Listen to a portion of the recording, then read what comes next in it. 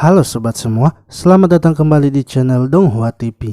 Ini adalah rangkuman Donghua The Reverse of Time di part pertamanya. Di sebuah kediaman keluarga Sima, terdapat tuan muda dari keluarga Sima, yaitu Songda. Ia sedang berdiskusi dengan paman-pamannya mengenai seseorang yang akan datang ke kota mereka, yaitu Shulin. Songda ingin agar mereka menghabisi Shulin agar masalah bisa selesai. Namun hal itu ditentang oleh pamannya karena Shulin merupakan wadah pemikir Menteri Dongshuo. Apalagi ia datang ke kota mereka atas dasar perintah Dongshuo. Kelak Dongshuo akan menguasai dunia dan keluarga Sima tak perlu mencari masalah agar bisa menjadi bagiannya. Songda mengatakan bahwa keluarga Sima adalah keluarga yang terkaya di kota Henei. Jika menyerah pada Dongshuo, maka mereka akan menjadi sasaran pihak lainnya. Ia takut nantinya mereka akan kehabisan uang. Para pamannya mengatakan agar mereka sebaiknya menolak permintaan Dongshuo dengan sopan dan tak perlu membunuh salah satu jenderalnya, yaitu Shulin. Xiaomeng yang merupakan sepupu dari Songda menjelaskan bahwa jika keluarga Sima berhasil menghabisi Shulin, maka mereka bisa mengurangi kekuatan Dongshuo. Hal itu juga akan membuat keluarga lainnya takut kepada keluarga Sima dan tidak akan berani lagi merebut harta mereka dengan gegabah. Memang langkah ini beresiko, namun memiliki hasil yang maksimal bagi keluarga Sima. Sementara itu, Shulin kini telah bergerak menuju kota Henei untuk menemui keluarga Sima, yang mana ia bertujuan datang untuk meminta harta keluarga Sima yang merupakan keluarga terkaya di kota Henei. Namun di tengah perjalanan mereka tiba-tiba saja kabut muncul.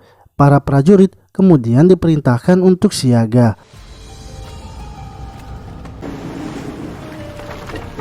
Lalu beberapa batang kayu yang hanyut di sungai menghalangi kapal mereka, sehingga kapal pun tak bisa bergerak maju. Di atas puing-puing batang kayu itu terdapat seseorang yang sedang berdiri, yang mana itu adalah pasukan sisa yang merupakan kelompok pembunuh bayaran yang tidak pernah gagal menjalankan misinya. Pria itu kemudian naik ke atas kapal dan melakukan penyerangan dengan brutal.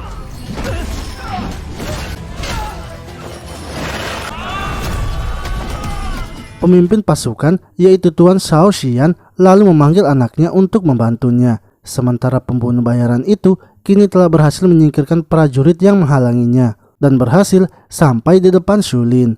Saat akan menghabisinya, anak dari Tuan Shao, yaitu Shao Huo, datang menghentikan pembunuh itu. Dengan keterampilannya yang hebat, Huo berhasil memojokkan pria itu. Huo mengatakan bahwa ia akan mengalahkan pria itu hanya dengan 2 gerakan saja.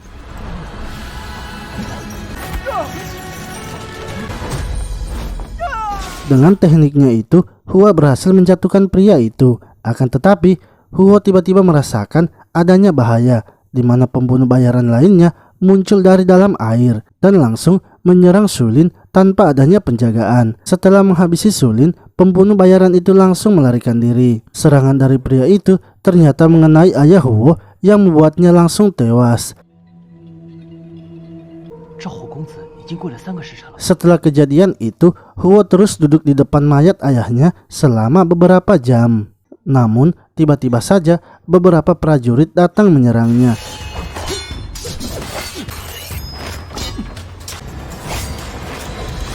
Para prajurit itu kemudian meminta Huo untuk mengikutinya sebab ada yang ingin menemuinya.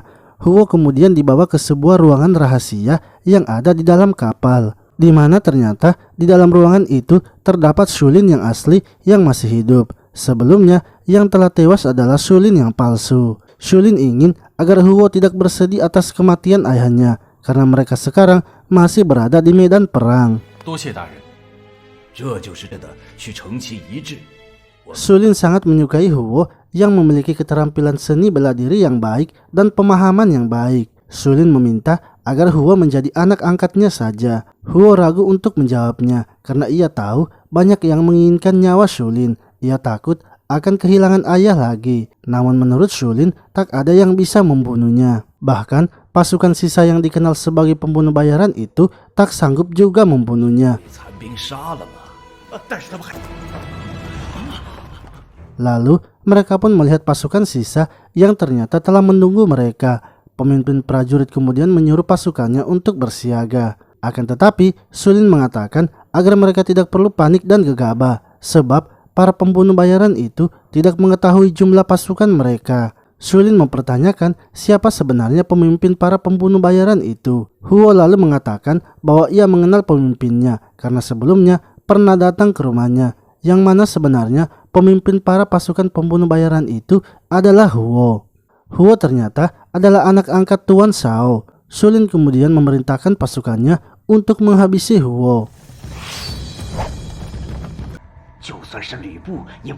Di sisi lain, Xiaomeng yang juga merupakan salah satu pasukan sisa kini bersiap menembakkan panahnya agar bisa pergi ke kapal musuh. Huo yang hanya seorang diri ternyata bisa menghadapi pasukan dari Shulin. Ia menghabisi mereka tanpa tersisa dan juga tak melupakan Shulin.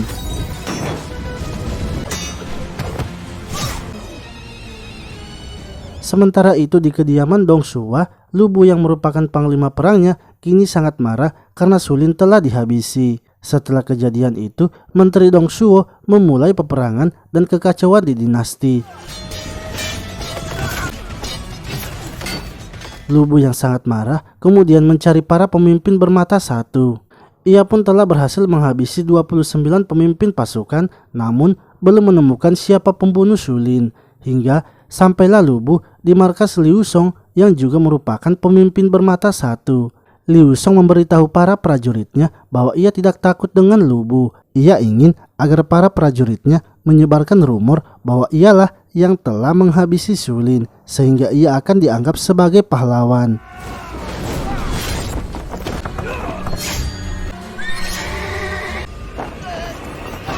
Akan tetapi, tiba-tiba saja Lu Bu datang di tengah pertemuan mereka. Liu Song malah tak bergerak ketika melihat Lu Bu di depannya. Sementara Lu Bu mengetahui kalau Liu Song sepertinya bukanlah orang yang menghabisi Shulin, sehingga ia memutuskan menghabisinya dan menjadikannya pemimpin bermata satu ke-30 yang telah tewas.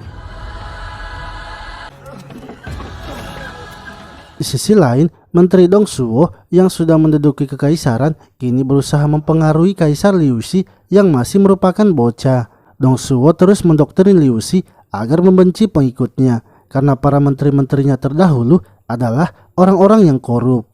Doktrin yang dilakukan oleh Dong Shuo ternyata berhasil membuat Kaisar Liu Xi terpengaruh, sehingga ia kini tak takut lagi menghukum para bawahannya yang dianggap telah berkhianat kepadanya.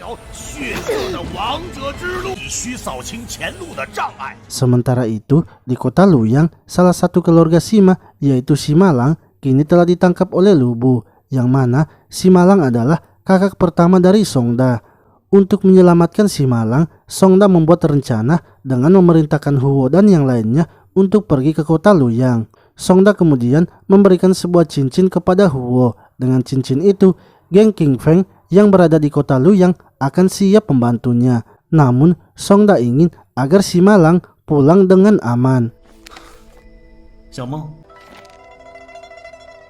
Sementara Xiaomeng sendiri diberi misi khusus. Ia diperintahkan untuk menyamar menjadi seorang penyanyi agar bisa masuk ke dalam istana. Ia diperintahkan untuk menyamar menjadi seorang penyanyi agar bisa masuk ke dalam istana. Xiaomeng akan dibantu oleh seorang teman dari Songda yang kini telah menjadi sekretaris kerajaan. 2 hari kemudian, Huo yang sedang menunggu di atas pohon melihat beberapa pasukan yang sedang lewat, yang mana saat itu Huo sedang berada di depan kota Jiang, kota yang merupakan penghubung antara kota Luoyang.